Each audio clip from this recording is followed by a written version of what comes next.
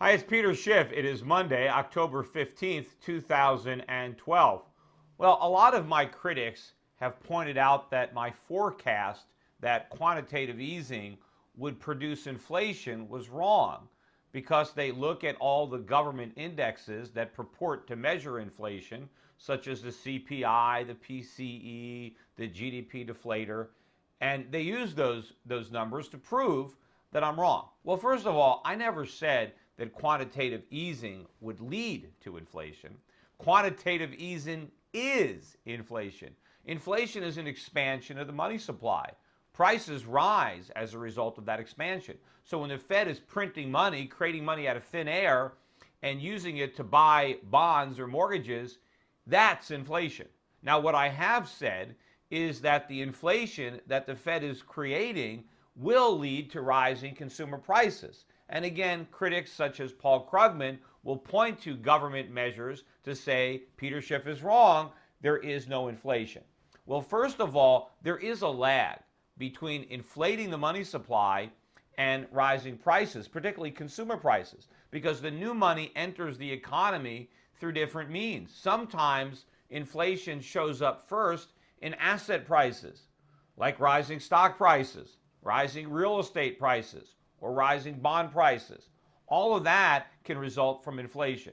But no matter where it begins, it always ends in consumer prices. The question is, how long does it take? Because remember, nobody wants bonds. When you're buying bonds, you don't want a piece of paper. You want the purchasing power associated with that bond. You want to be able to buy consumer goods with the dividends, or with the interest payments rather, or with the principal when the bond matures. So ultimately, all that inflation is going to find its way into consumer prices. However, I've also maintained that government measures are inaccurate, that they underreport the true effect that inflation is already having on consumer prices here in the United States. Now, again, some of my critics will say, oh, this is all a conspiracy theory. Peter Schiff thinks that the government is cooking the books, that they're manipulating the data. That's not what I say. My position is that the data is flawed by design because the methodology for calculating the increase in consumer prices was deliberately engineered to underestimate just how much consumer prices are in fact rising. So it's not that somebody is fudging the numbers. The numbers were designed to be fudged because of the methodology for calculating them. Now, anecdotally, I've always maintained that, look, just open your eyes and look at what's actually happening with prices. Don't believe what the government is telling you. Well, now there's some more anecdotal evidence to suggest that I'm right, confirming my suspicion that inflation is far worse than the government lets on. Fox News just released the results of a presidential poll last week. Came out on Wednesday. And if you look into that poll, buried deep within it, question number 31, and this is a comprehensive poll. They surveyed over 1,200 registered voters by telephone, landline, cell phone, scientific poll. But question 31, and I'll read that question. It says, which of the following is the biggest economic problem facing people like you? Now, as a result of that question, by more than a 2-to-1, or excuse me, by almost a 2-to-1 margin, the number one problem that Americans identified on this poll is rising prices. Rising prices. Almost twice as many people listed rising prices as their primary concern. 41% as opposed to 24% who mentioned unemployment as their primary concern. Now, among women, it was even worse. 44% of women identified rising prices as their main economic concern, as opposed to 38% of men. That makes a lot of sense. They do most of the grocery shopping. They are more in tune to the price increases. Look at housing. Only 7% of people said housing was their biggest concern, the housing market. 7 times as many people were concerned about rising prices for food and energy as were concerned about falling prices for houses. In fact, even though housing prices might be falling, the cost of maintaining a house is rising because insurance rates are rising, maintenance costs are rising, taxes are rising, home ownership is getting more expensive, even if the price of houses are not.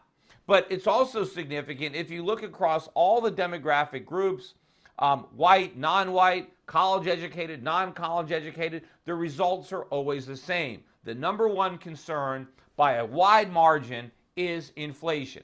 Now, how can this be? After all, the government says there's no inflation. So are people just hallucinating this problem? Are average voters, average consumers worried about prices that aren't even going up? Remember, Ben Bernanke not only thinks that inflation is not a problem, he thinks it's too low. He actually wants to make the inflation rate higher because Ben Bernanke is worried about the opposite of inflation. He's worried about deflation. He thinks that prices might fall, and so he wants inflation to be higher to give him a cushion. He wants a little insurance against deflation, so he's willing to tolerate or create more inflation to guard against that possibility. And of course, Ben Bernanke says that if we just create inflation, we might have more jobs. Well, twice as many people are worried about inflation than unemployment. And Ben Bernanke thinks that we're going to create jobs by creating inflation. Just how does that happen?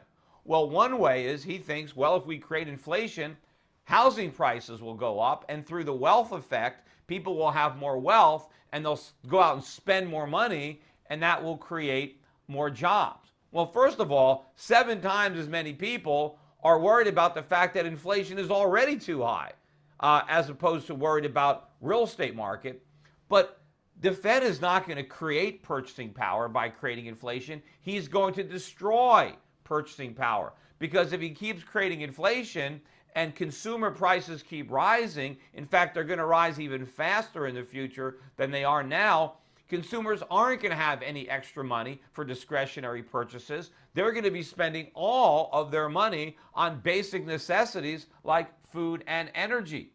Also, it's amazing that despite the media's preoccupation with unemployment and the housing market and basically no coverage at all of inflation, the people in this poll are still identifying inflation as their primary concern, despite the fact that they hear otherwise in the media. And of course, if you watch the presidential debates or the vice presidential debates, inflation wasn't even mentioned. There wasn't a question about inflation. What are you going to do about inflation? Nobody is discussing it. Nobody cares about it except the voters, except the consumers who are actually shopping at the stores and paying these rising prices that all the government bureaucrats are assuring us are not rising.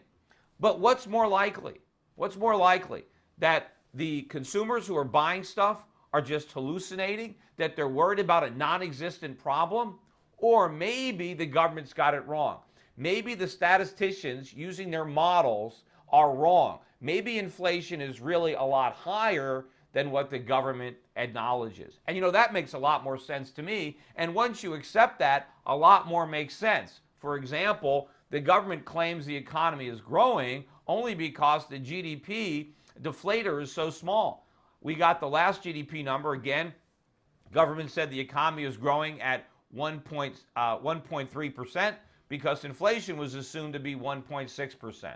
Well, what if it's not? How could it be 1.6%? If it was, it wouldn't be the number one concern on voters' minds. If inflation is north of 3%, which is far more likely, the economy is already contracting.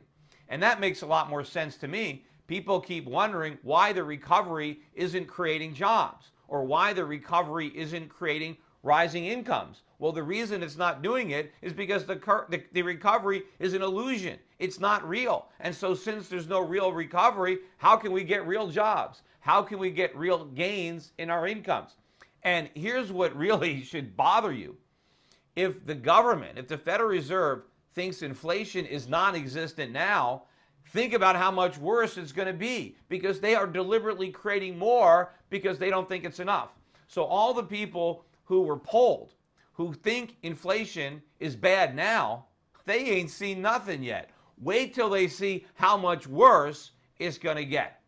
Remember, we're going to continue to talk about topics like this on my daily radio show, The Peter Schiff Show. So don't forget to tune in Mondays through Fridays, 10 a.m. to noon Eastern Time at schiffradio.com. And if you can't listen live, just go there any time of the day. We keep looping the program for 24 hours. Bye for now.